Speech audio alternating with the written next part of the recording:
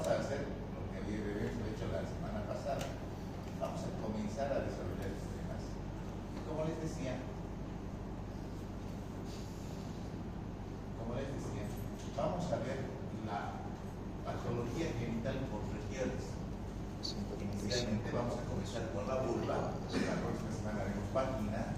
Comenzaremos con cuello, espero que antes del primer parcial. Y terminamos cuello uterino, pasamos al cuerpo uterino, vamos por los ovarios, vamos por las mamas y así sucesivamente. ¿Y qué tenemos que decir de la vulva?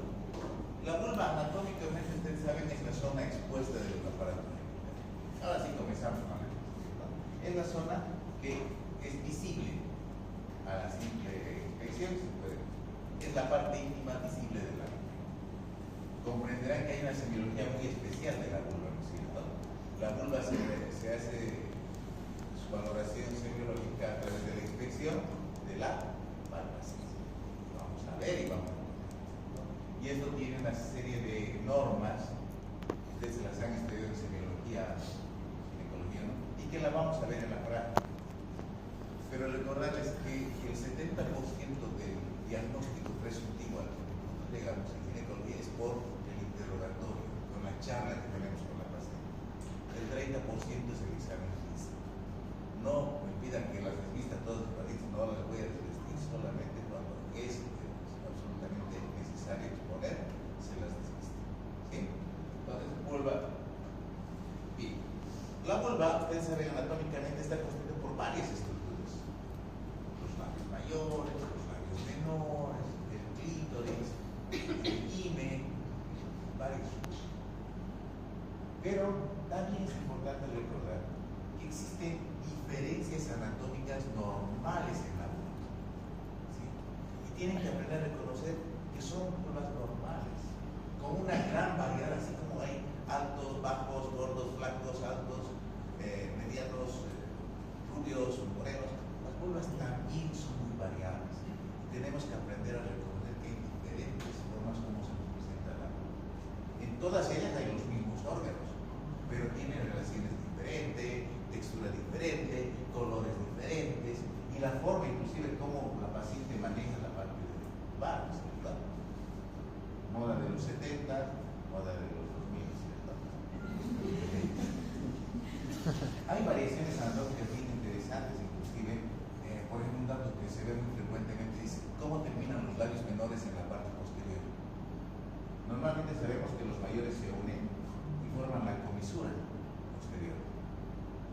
Pero en algunas mujeres los labios menores llegan hasta la comisura y en otras no. En otras se terminan a la altura de la unión de los 2/3 anteriores con el tercio posterior. En algunas mujeres los labios menores son mayores que los mayores. Eso es normal, hay variaciones anatómicas. Tenemos que saber interpretar eso como normal antes de atribuirle cualquier patología. ¿Sí? Entonces, recordad, en la parte del examen clínico es importante el interrogatorio, primer punto a desarrollar, hable, pregunte, y luego hacemos inspección y palpación. Luego recurriremos a un montón de exámenes que sean necesarios según el requerimiento. ¿Sí? En vulva nos vamos a encontrar con enfermedades que son benignas y enfermedades que son malignas. ¿Hay cáncer de vulvas? Es raro. Hay. Dentro de la patología benigna encontraremos patología inflamatoria, patología tumoral benigna. Y vamos a encontrarnos que todos estos problemas tienen síntomas comunes. Hay prurito, cosera, picazón, hay flujos, hay sangrados, hay tumores, hay la misma sintomatología, pueden presentar diversos tipos de lesiones. Y como han debido ver en dermatología, lo que se ve es lo que a veces es más complejo de diagnosticar, ¿no es cierto? Las lesiones dermatológicas hay que dominarlas. En vulva nos pasa lo mismo. ¿Por qué? Porque vulva es piel. Vulva tiene un importante componente de. Y miren, qué variedad grande de patología vulvar tenemos. Y no estamos hablando de patologías raras, son patologías frecuentes y comunes. Desde estas lesiones que son las policulitis famosas, ¿no es cierto? Pasamos por los condilomas, pasamos por las atrofias genitales, ¿cierto? Pasamos por los traumatismos que ha tenido la vulva en algún momento. mama, etc. Hasta la patología más rara, ¿cierto? Entonces, las patologías raras es de la famosa hematíasis vulvar, las patologías traumáticas. Entonces, se ha intentado acá hacer una pequeña clasificación de la patología vulvar, siguiendo cierta secuencia, comenzando por lo congénito, trastornos de la pigmentación, pseudotumores, infecciosas, distrofias, infecciones dermatológicas, premalignas y malignas. Hablamos un poquito de lo congénito. ¿Qué puede pasar desde el punto de vista congénito? La vulva puede estar ausente. Puede estar ausente. Y ustedes han estudiado en embriología que esto puede acontecer como una anomalía del desarrollo intrauterino, donde no solamente la vulva está ausente, sino también se acompaña de la estrofia vesical, toda la pared vesical está expuesta en la vulva.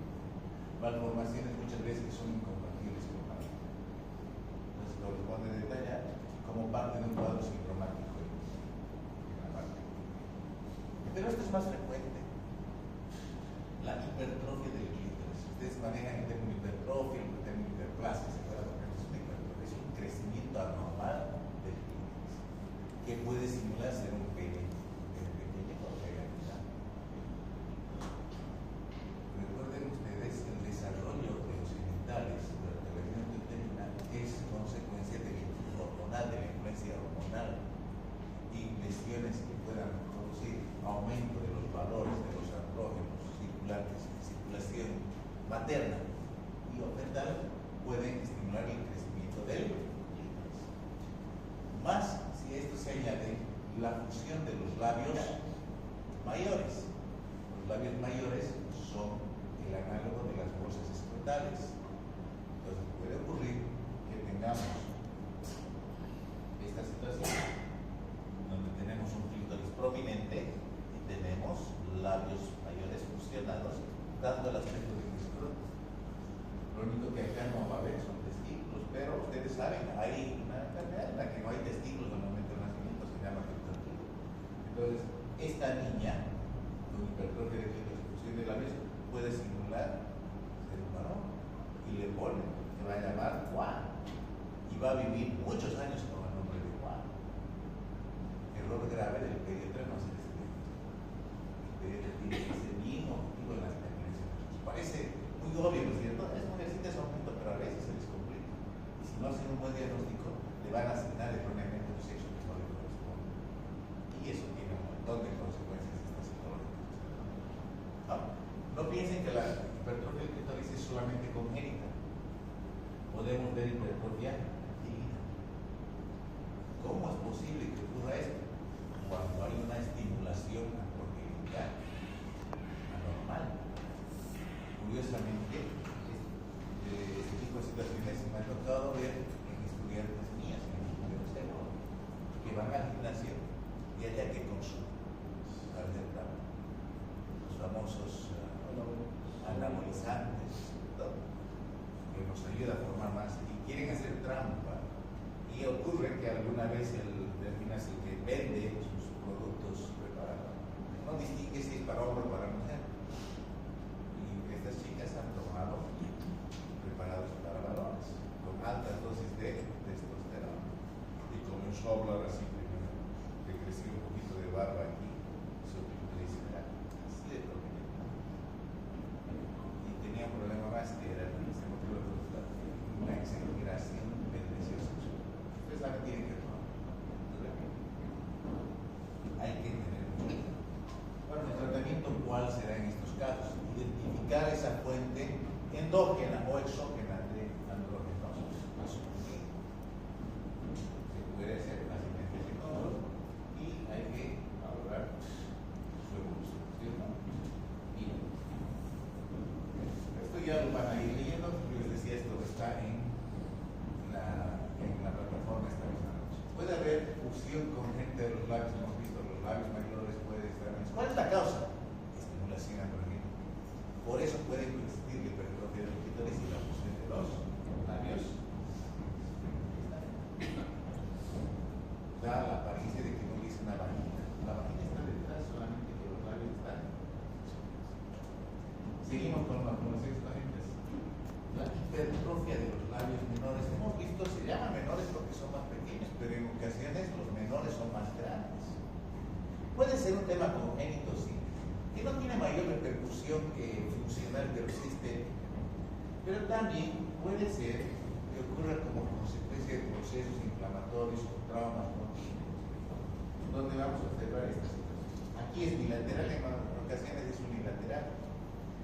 Esto genera incomodidad, malestar, pero sobre todo es el tema estético que muchas veces no conocen.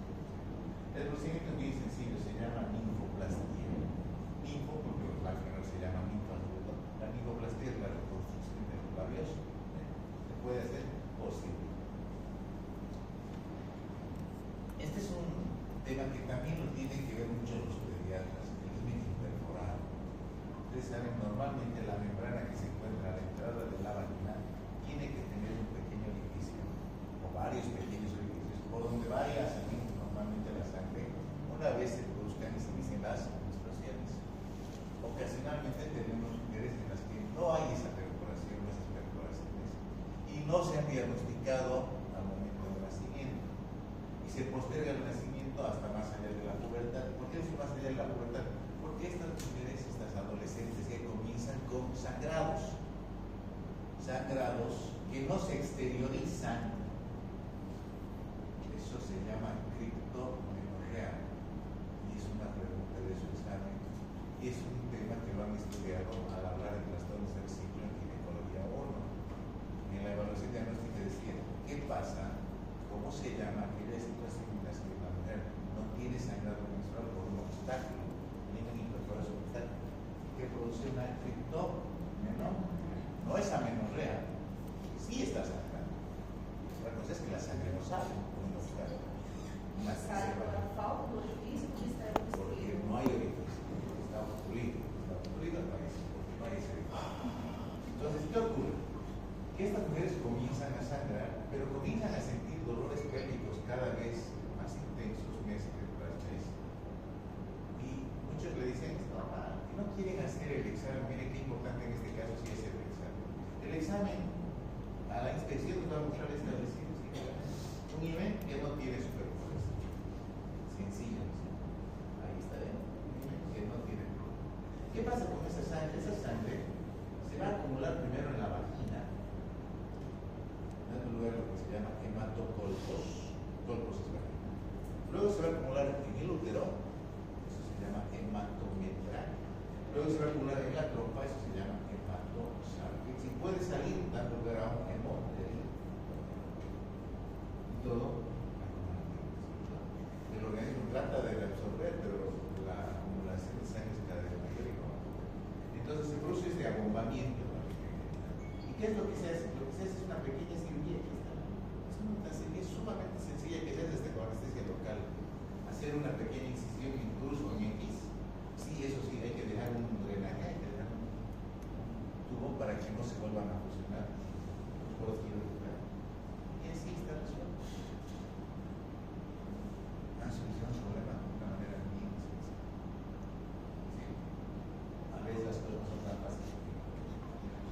El himen talicado también es cuando la membrana del himen tiene una tira extra defectiva en la multimedia que muchas veces puede ser tan laxo que no perturba la relación sexual, pero sí va a ser un obstáculo al momento del parto. A veces en el parto se va a producir una obstrucción de parte blanda que va a obligar a que nosotros tengamos que hacer sección, cortar ese tabique general. Más raro, pero también alguna vez nos ha llamado la atención cuando le decimos al interno colocar la sonda. Van a ver que los internos son los que van colocando siempre las sondas en el interno.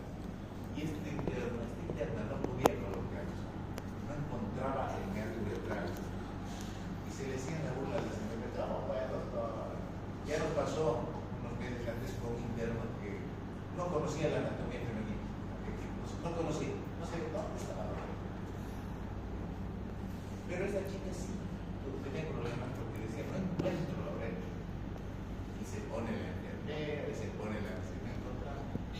¿Por qué? Porque el orificio de la oreja estaba en la pared anterior de la mano. A eso se llama hipos. ¿Esta paciente tenía algún síntoma? Ninguno. Quizá alguna vez nos comentó de que tenía infecciones vaginales, pero la uretra se abre en la pared anterior de la vagina. Eso se llama hipos. En el varón también hay hipospares, ¿de acuerdo? Segunda categoría, trastornos de la pigmentación. Vamos a hacer algo. En la vulva pueden haber trastornos por exceso o por defecto de la pigmentación. En el caso del exceso, pueden ser lesiones que tienen que ver con melanocitos o lesiones que no tienen que ver con los melanocitos, ¿cierto? Ahí tienen las lesiones por hiperpigmentación. Pequeñas manchas más oscuras, eso se llama léntigo, o melanosis cuando son luminosas. Sí son tumores o proliferaciones benignas, pero nos obligan a hacer diagnóstico diferencial con el famoso cáncer llamado melanosis. Hiperpigmentación difusa, que no tiene que ver con melanosis, también es consecuencia de procesos inflamatorios. Procesos inflamatorios crónicos tienden a oscurecer la piel de la vulva. O lo contrario, también la pueden aclarar. Y pueden coexistir, hay zonas donde hay hiperpigmentación, hay zonas donde hay hipopigmentación. Por procesos inflamatorios de larga evolución. Pero, así como hemos dicho, vulva es piel, las enfermedades de la piel en general pueden aparecer en vulva y tenemos ahí el mejor ejemplo, el vitiligo. Así como hemos visto vitiligo que toma el rostro, que toma las manos, también puede tomar de repente la vulva. No es mayor problema más que estético. Es una zona inmune, entonces de repente no le queda problema a no ser por la parte de la pareja. El tratamiento es el mismo, ya saben que se hace. Algunos pacientes nos dicen, tengo unos granitos donde no debería haber granitos. La cara interna de los labios menores no tiene glándulas sebáceas. Los labios mayores tienen abundante glándulas sebáceas, folículos pilosos. La cara externa parece bien, pero la cara interna de los labios menores normalmente no tiene glándulas sebáceas. Y ocasionalmente nos pueden aparecer estos granitos en la cara interna de los labios menores. Estos granitos son prácticamente consecuencia de las glándulas sebáceas que no tienen objetivos de drenaje. Y se llaman manchas frodais, puntos o granos. ¿Sí? Son lesiones muy frecuentes de ver y que muchas mujeres se preocupan bastante por algo que no tiene mayor significación. A nivel de la vulva, el sistema venoso es bastante importante, que es lo que pasa en la anatomía de la vulva. Vamos a ver que obstáculos que van a aumentar la presión intravenosa generan rápidamente el desarrollo de varices, muy frecuentes en el embarazo, por este caso. Lo más interesante es que una vez que se produce el parto, las varices aparecen canas instantáneamente y van a volver a aparecer en el próximo embarazo. Varices vulvares. También es una zona con tejido bastante laxo, lo que permite la acumulación de importantes cantidades de líquido cuando hay trauma o proceso inflamatorio. Este tipo de lesiones las hemos visto mucho en partos mal atendidos, partos mal atendidos, partos donde a la paciente le han hecho empujar, a la paciente no empujaba, manipula, el obstetra tiene esa costumbre de querer manipular, cree que porque está manipulando va a seguir mal. Entonces, se ven en temas importantes. Quiste de Nuc muchas veces es presentado como patología ginecológica. ¿Por qué? Porque afecta al labio mayor. Ahí tenemos Villarreal. Y dicen que este es un problema genitario. En realidad es un problema de la pared abdominal. Ustedes conocen el conducto peritoneal vaginal. Pues es posible que la debilidad del tejido de esta región ocasione esta hernia. Esta hernia tiene contenido abdominal. Y que nos mandan al ginecólogo, bueno, el que tiene que reparar esto es él. Las carúnculas uretrales, ¿qué son las carúnculas? Son regiones de la uretra expuestas al exterior. Eso normalmente ocurre en mujeres mayores que tienen debilidad a la estructura de los tejidos. Y vemos que se proyecta la mucosa uretral y obviamente la mucosa de la uretra tiene un color diferente, entonces asusta, llama la atención, dice qué está pasando. Simplemente es consecuencia de la debilidad.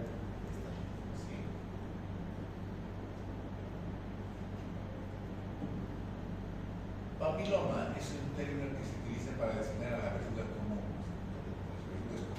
pueden aparecer en cualquier parte del cuerpo, pueden aparecer también en el nivel de la vulva, tanto a nivel de los labios menores como del útero. Suelen ser bilaterales, asimétricas, con el espectro, y si no causan malestar, no requieren tratamiento, a no ser que coexistan con otro tipo de verrugas que son, ahí están las verrugas, que son producidas por un virus del que vamos a hablar bastante en ginecología 2, el famoso virus del papiloma, que tiene un fuerte impacto cuando él es el responsable de una enfermedad de transmisión sexual y es también el responsable del inicio del desarrollo del cáncer de colon. Patología infecciosa. Estos cuadros llaman la atención. Habían desaparecido estos cuadros en el melanoma venérea y el melanoma vaginal. Con el tema SIDA volvieron a aparecer estas dos enfermedades bastante serias donde hay destrucción de los tejidos. Hay infecciones bacterianas, hay infecciones virales, hay infecciones por hongo, hasta hay infecciones por parásitos en la vulva. Hay bastante, ¿verdad? Hablemos de las bacterianas. Desde la famosa dermatitis del pañal en las mujeres donde no hay un manejo adecuado de la higiene hasta problemas de reproducción sexual. Y este es importante, sífilis. Sífilis es una infección, no hay otra, es una enfermedad de reproducción sexual. TTS le dicen ustedes. Esta enfermedad tiene una lesión primaria que puede aparecer en la vulva, puede aparecer en la vagina o inclusive en el cuello uterino. Es una úlcera que tiene como principal característica que no duele, es una úlcera no dolorosa, que cuando se le toca es un borde indurado, dura una base dura, y que se cura solita. Y ese es el problema de las mujeres. Muchas mujeres por vergüenza no asisten al ginecólogo cuando presentan esta úlcera. Como no duele, y peor, se curó solita, dejan pasar el diagnóstico. Estaban frente a la sífilis. Ahora, el problema de esta lesión es de que va a pasar una sífilis latente inicialmente y luego va a tener una sífilis secundaria. Cuando les pregunto en el examen cómo hacen el diagnóstico de sífilis primaria, muchos me ponen BDL, RPR, los que han estudiado un poco más me ponen FTA-ABS. Estas pruebas son serología, se basan en la presencia de anticuerpos. Y no pueden diagnosticar sífilis primaria con anticuerpos, todavía no se han formado los anticuerpos. Entonces, cuando vean una lesión de esa, no le pidan BDL, porque es más bien negativa y ustedes van a decir, no, esto puede ser hasta cáncer y van a querer denunciar. Pídanle simplemente un estudio de fondo, un estudio de identificación de bacterias en un exudado, pero no pidan pruebas serológicas. Donde sí van a pedir pruebas serológicas es en la sífilis secundaria o en la sífilis latente. Cuando aparecen otro tipo de lesiones, aparecen otra vez verrugas, pero estas verrugas son planitas. ¿Sí? Se llama por eso el condiloma plano y es, ahí está el condiloma plano, es la fase más contagiosa de la enfermedad. Además de que van a aparecer lesiones en otros órganos como compromiso sistémico de la enfermedad. El tratamiento es siempre el mismo, ¿no es cierto? ¿Cuál es el tratamiento? Es un clásico. Les van a preguntar en el internado, les van a preguntar en su examen. ¿Cómo se trata la sífilis? Con 3 dosis de penicilina benzatínica de 2 millones de ¿Por qué? Porque no hay resistencia hasta ahora. El problema nunca ha hecho resistencia. Entonces, penicilina benzatínica, 2,400 cada semana, porque sea sífilis primaria, secundaria, siempre tratar a la pareja, no se olviden. Aunque estén asintomáticos, es importante. La mayor parte de los diagnósticos estudios lo hacemos con pacientes que no tienen síntomas. Y es difícil convencer a una persona que tiene una enfermedad cuando no tiene ningún síntoma. Hay bastante vello, hay pelo en vulva. Pues cuando se inflama el folículo piloso se llama foliculitis. Y cuando llegamos a un proceso de material purulento, hablamos de forma. Eso puede aparecer en el cuero cabelludo, en la axila, pero con vulva es bastante. Tratamiento antibiótico sistémico. Hay glándulas sebáceas. Cuando se inflaman las glándulas sebáceas se llama hidrante.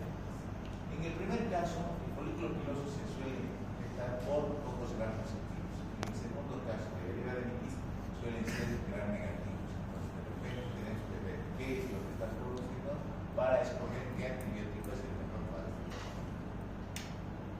Y aquí tenemos un problema que lo vamos a ver siempre y tienen que saber. Me llamó una de mis ex alumnas, el año pasado me llamaban y me decía, tengo un bartolino, me acaba de llegar un bartolino. Pero haz lo que tienes que hacer, tienes que hacer, ¿qué tienes que hacer? Sí, pero no me animo. ¿Qué? Es una cosa más sencilla. Primero hace el diagnóstico, confirma si es quiste, absceso, lo que se trata bien. Y le fue muy bien y cobró muy bien, casi el equivalente a sus nuevos mensuales. Entonces, aprende. La glándula de Bartolino es una pequeña glándula que está localizada en la unión de los 2 tercios anteriores y el tercio posterior del labio mayor y que drena su secreción por un conducto que se abre en la unión del himen con el labio menor, sulcus ninfohimeneal. Entonces, es un redondito, este redondito está en el labio mayor y en la punta de este orificio, el agujerito está en el sulcus ninfohimeneal. Algunos no les han visto, no lo han visto como les prestan interés, pero es pequeña diferencia. ¿Qué pasa cuando se inflama el conducto? Se cierra. Si se cierra el conducto, ¿qué pasa? Que esa secreción mucosa que produce la glándula se va acumulando y da origen a un quiste que a veces puede tener un volumen considerable. En la fase de quiste no duele, solamente se palpa tumor, es incómodo, a veces genera cierto malestar, pero no duele. Pero como es un material donde se puede desarrollar tratamientos fácilmente, se infecta y da lugar al absceso de, bueno, que si no se puede ni caminar, ¿sí? Entonces, esta lesión es una tumoración que aparece en el tercio posterior de la vulva, de izquierda a derecha, un tumorcito de contenido líquido y que vamos a ver más adelante el tratamiento se llama marsupialización. Es facilito hacer drenaje, meten bisturí, cortan y salen. ¿Qué hicieron? Le resolvieron un mes, 2 meses, 3 meses. ¿Qué va a pasar? Va a volver, les va a mirar, pero me hiciste doler tanto y sigo otra vez con lo mismo. No drenen. Otros me mandan, histectomía. ¿Qué? Si le saco esto, va a quedar deforme de por vida, va a sufrir chuecos. No, ¿qué hay que hacer? Marsupializar. La marsupialización es anular la glándula sin compromiso de los vecinos. ¿Cómo? Seccionar su incisión romboidal, primero la mucosa y luego en la cápsula de la glándula se vacía el contenido y se sutura la cápsula con la mucosa. 4 puntitos en los años. Todo eso resuelto. ¿Qué va a pasar? Con el tiempo esa cápsula se va resolviendo y va a quedar un pequeño puntito en la piel sin afectar estéticamente y sin que vuelva a aparecerle nunca más el problema. Le va a aparecer en el otro lado quizá, pero no. ¿Sí? Entonces nunca drene. Hongos. Vulva es piel, nuevamente, y a nivel de la piel de la vulva pueden desarrollar cualquiera de los hongos que aparecen en los famosas dermatomicosis. ¿Cómo se ven? Como pequeñas lesiones hipocrónicas que descavan una trigarina, ¿cierto? Un colmillo fino, eso es la dermatomicosis. ¿Puede haber vulva? Por la humedad, por el tema de la higiene. Pero hay un hongo que nos da frecuentes problemas en la vulva, que se llama Candida albicans. Candida albicans es un microorganismo saprófito de la vagina. Lo vamos a estudiar la próxima semana nos toca vagina. Vamos a estudiar Candida. Vive en vagina, normalmente debe haber Candida en vagina. En ocasiones se descontrola el crecimiento y provoca una vaginitis, o puede provocar una vulvovaginitis, o a veces una vulvitis solamente. ¿Y cuál es el principal síntoma de esta vulvitis? Prurito, picazón intenso, que se va acompañado de un flujo bien especial, es un flujo blanco, espeso, brumoso, que requiere ser controlado. Entonces, factores predisponentes hay un montón, sobre todo el abuso de los antibióticos, estados de inmunosupresión. En el embarazo, todas las embarazadas en algún momento nos hacen, entonces, por lo menos. Virus, ¿qué virus? El famoso virus del herpes. Durante mucho tiempo se atribuyó inclusive al virus del herpes como el responsable responsable del cáncer de pediatría, después apareció el verdadero culpable. Ustedes saben que el virus del VIH simple hay dos, el que agarra de ombligo para arriba y el que agarra de ombligo para abajo, tipo 2. El que nos interesa es el virus del VIH simple tipo 2. ¿Cómo se contagia? Por relaciones sexuales. ¿Y cuál es la lesión que provoca? Es una pequeña ampulita con una base entematosa sumamente dolorosa, que es recidivante, pero si se curó, no se cura. Esta infección de la sexual no tiene cura. El virus va a quedar permanentemente en esa mujer. ¿Sí? Y cuando tenga una situación de estrés físico o psicológico, hablamos de estrés físico cuando caiga por alguna enfermedad, una neumonía, una gastroenteritis, una diabetes, o por estrés psicológico solamente, reaparecen las ampollitas, ¿no? ¿Sí? Está condenada permanentemente a esta situación. ¿Cómo se adquiere? Por relaciones sexuales sin preservativo. Tratamiento durante la fase aguda se puede utilizar antivirales tipo ciclovir, que disminuye los síntomas, disminuye el dolor, pero no desaparece. Esta es otra lesión. Esta es la enfermedad de transmisión sexual más frecuente a nivel mundial. ¿Sí? El virus. 7 de cada 10 mujeres tienen este virus.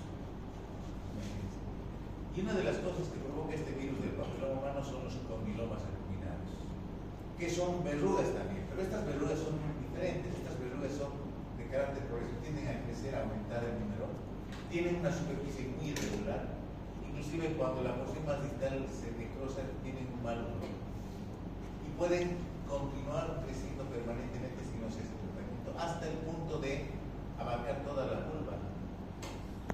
Hemos tenido una vez un caso de esta paciente, estaba embarazada, comenzaba en el monte de Venus con condilomas, sí, de residuos, terminaba en el pelo. Lo que sí nos preguntamos a los colegas era por dónde se vio embarazada, no se veía nada, no se veía cómo habrá sido la relación, no se veía. Y nos preguntamos por dónde evacuó también, porque no se veía nada, así de grande. Entonces, su característica es bastante interesante, es un diagnóstico clínico el que se debe hacer, visualizando la ciencia de la diagnóstica. Ya vamos a ver enseguida una ejemplo. Ahora, cuando la verruguita tiene una especie de ombliguito, cuando tiene una depresión en la parte central, es otro el virus, es otra la enfermedad, se llama molusco contagioso. ¿Sí? Son pápulas también, únicas o múltiples, con una depresión o modificación central. Ese es el molusco contagioso. Parásitos. A ver, algunos de ustedes que me digan qué parásito conocen que pueda infectar la vía o la región vulvar. Ricomona. Ricomona es un residente del aparato genital, de la vagina y del aparato urinario en Corea. Ricomona no llega a vulva. Lo vamos a estudiar la próxima semana. Es un parásito muy difícil. Otro. Muy frecuente. ¿Qué es de transmisión sexual? La Gardnerella no es de transmisión sexual. Y es una bacteria. Gardnerella es una bacteria. Gardnerella es una bacteria. Vamos. No hay en el cabello. Se llama pedículis capitis, el del cabello. El del cuerpo, ¿qué se llama? Pedículis corporis. ¿Y qué se llama el de la vulva? Tirius pubis. ¿Tilius? ¿Qué? Tirius pubis. Es el piojo. Es un piojo que se transmite por relaciones sexuales y en lugares donde hay contaminación. En los hoteles, en los moteles suele haber este. Es un piojo que va a causar prurito intenso, más que del mismo. Y es fácil de identificar porque se ven las dientes fáciles. El tratamiento es el tratamiento.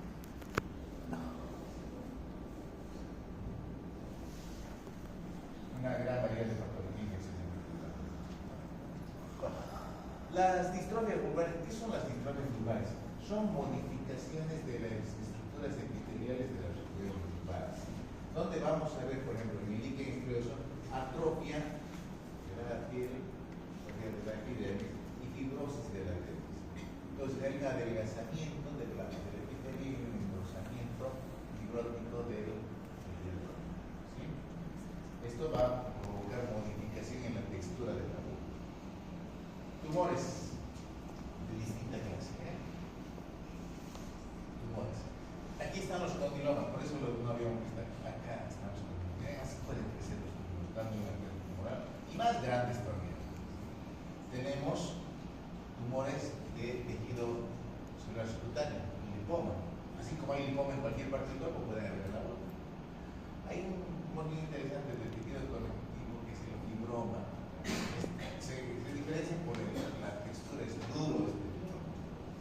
Se darán cuenta que es patología dermatológica que es similar a la resto de la piel. Ahí está el quiste de Bartolino, ¿no? Parece un tumor también, pero esta diferencia tiene contenido líquido. Tumores inflamatorios de las glándulas sebáceas, de los folículos pilosos.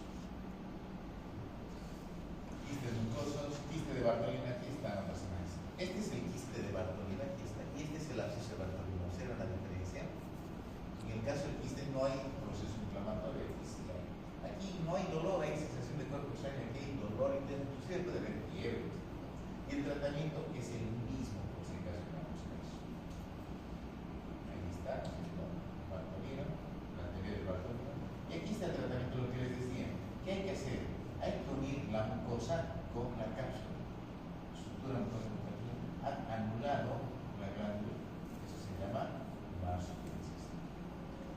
Esos quistes también se reproducen en las glándulas de esquí y de Juliet que están localizadas, ustedes saben, al lado de la oreja. Se llaman glándulas paraverticales. Es menos frecuente, pero alguna vez se las encontramos. Lipomas, quistes sebáceos, fibromas. Los quistes de inclusión facilitados pues, son glándulas sebáceas construidas que ahora están provocando estos pequeños tumores. El tratamiento es drenar, pero traten de sacarlos aquí. Traten de sacar la capsulita, si no va a poder. Los nervos, lesiones hiperpigmentadas, que ocurren como tumores en la retina. Aquí tenemos las varices vulvares, que les decía es frecuente. Tenemos la famosa elefantiasis vulvar. ¿Se acuerdan quién es el agente fisiológico de la elefantiasis? Siempre les digo a mis alumnos, cuando no les vaya bien en la parte médica, en alguna parte, acuérdense de su profesor que tenía que enseñarles y no les enseñó. Mírenlo fijamente, por tu culpa. Al profesor de parásito. No me enseñaste que la filaria que provoca la elefantiasis se llama Buchereria Macron. ¿Qué? Ya me acuerdo de él. Además, fuerte. Ustedes cómo nos van a probar. Entonces, ya, Además, es una parasitosis, Buchereria Macron, donde hay obstrucción linfática. Y esto se ve, por si acaso, en zonas tropicales. En los varones, las fosas escrotales, van a ver casos donde los varones se sientan inclusive en sus escrotos. Los testículos ya están completamente comprimidos.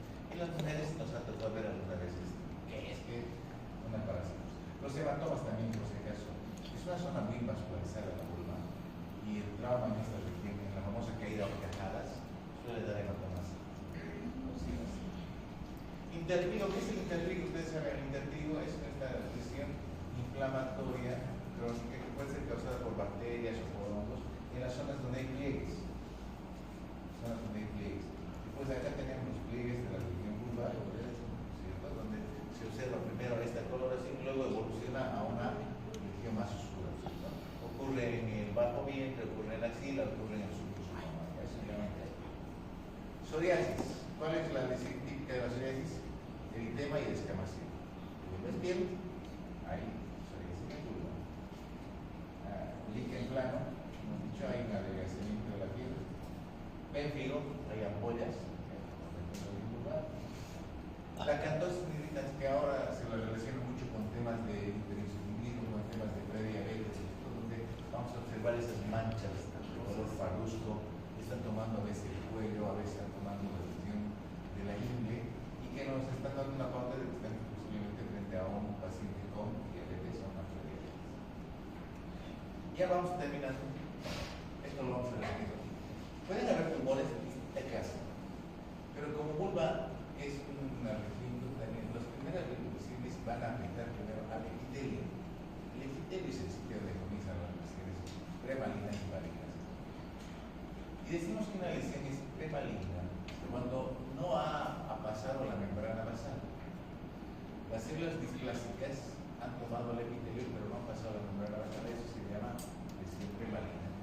Y tiene coloquialmente vamos a acostumbrrar este término, neoplasia intraepitelial. Neoplasia intraepitelial. Le decimos NIC a la neoplasia intraepitelial vulvar.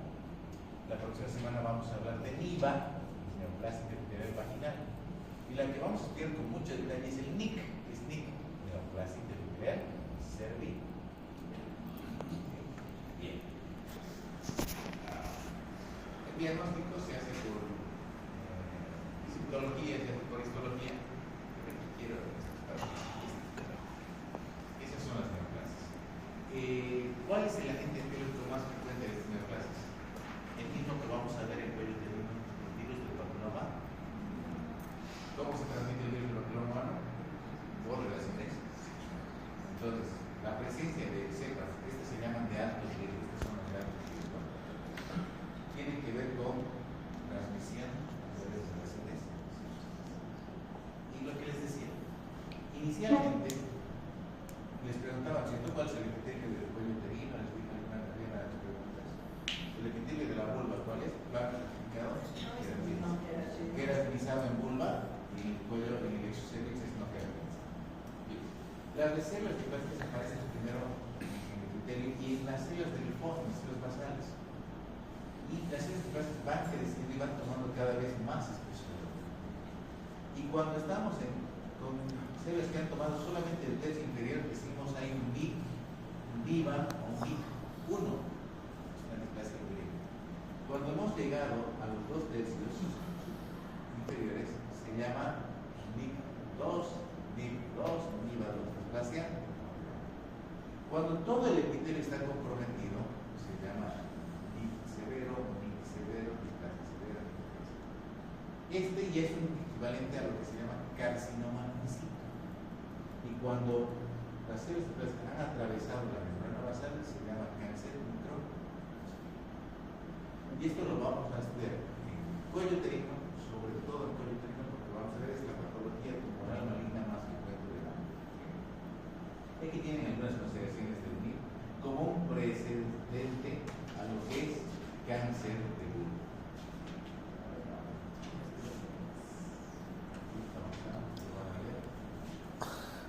El cáncer de vulva es un tumor raro, por si acaso, no particular, porque la mayor parte de las veces puede ser metastásico, no es el tumor primario, que cuando lo diagnosticamos puede simular cualquiera de las lesiones que hemos descrito antes, inclusive cáncer que afecta a la glándula de Bartolini, parece ser un Bartolini, parece ser un condiloma, parece ser un líquen, parece ser un displasia vulvar. Entonces, cuando tenemos una lesión en vulva que no evoluciona favorablemente cuando le hacemos el tratamiento específico, sospechemos de cáncer. ¿Y cómo hacemos el diagnóstico de cáncer? Hagamos biopsia. El diagnóstico de cáncer solamente se hace con biopsia. Podemos sospechar por muchas cosas, pero el diagnóstico lo hace el estudio de la anatomía patológica. Entonces, cuando tengan una lesión de vulva que les parezca rara, que no evoluciona bien, que en lugar de mejorar va empeorando,